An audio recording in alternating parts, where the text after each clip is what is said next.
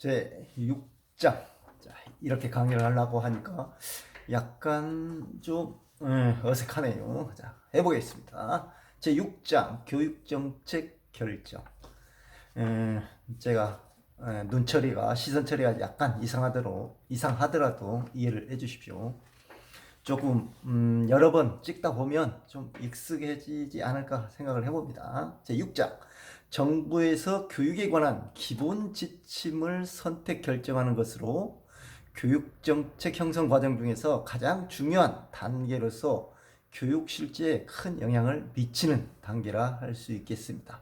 정책, 의제, 아젠다 설정도 물론 중요하지만 이때 사회적 문제 이슈화 돼서 그 다음에 교육정책 결정하기까지 이 교육정책학에서 가장 중요한 단계라고 할 수 있겠습니다. 자, 그러면 시작해 보도록 하겠습니다.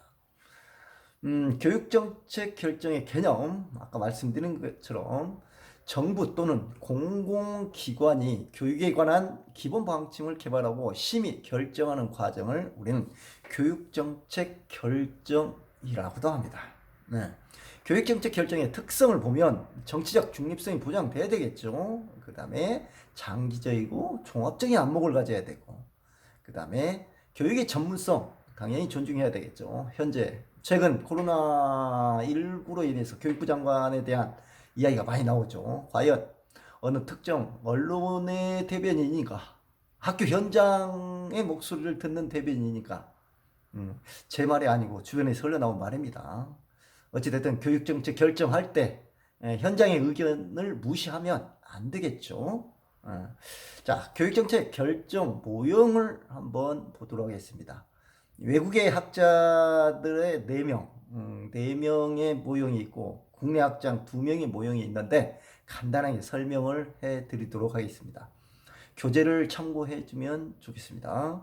자, 외국 학자가 만들어 놓은 모형 중에 드로어의 최적 모형.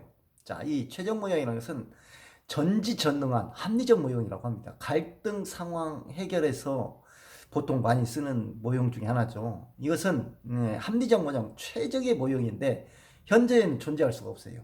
그러나 이것은 이상적으로 우리가 지향해 볼 만한 정책 중에 하나죠.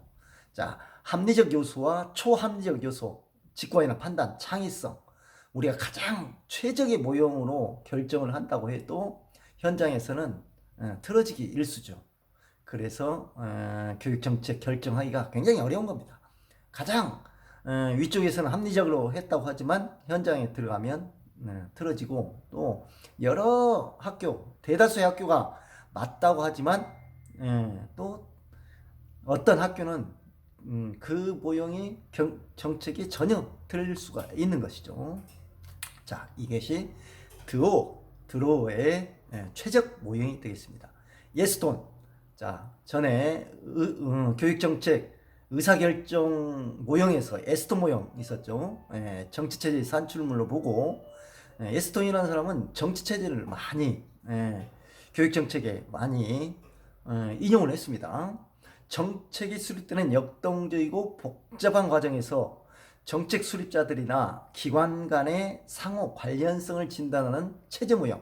자, 예스톤의 체제 모형. 이 체제 모형이라는 것은 우리가 그물처럼 엮인 다양한 기관들의 상호작용을 반영했다는 것에서 약간 진일보한 모형 중에 하나라고 하겠습니다.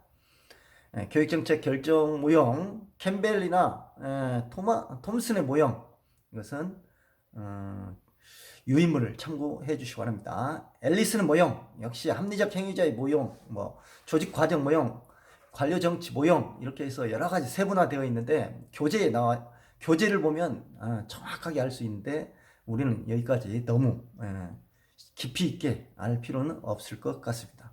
자, 국내학자 교육정책 결정 모형, 김명환의 체제 모형이나 그 다음에 김윤태 교수의 교육정책 결정 모형, 이런 게 있는데 김명환 교수가 이야기한 것은 에스톤 모형과 비슷하다고 할 수 있겠습니다. 법적 구조와 비법적 구조로 분류해서 정부의 내부 투입, 그 다음에 사회적 투입, 특히 이 사직 투입 모형은 저 뒤에 제 6절에서 교육정책 결정에 영향을 미치는 요인 속에 들어가는데 김명한 교수의 체제 모형에서 일단 인용됐다는데 의미가 있겠습니다.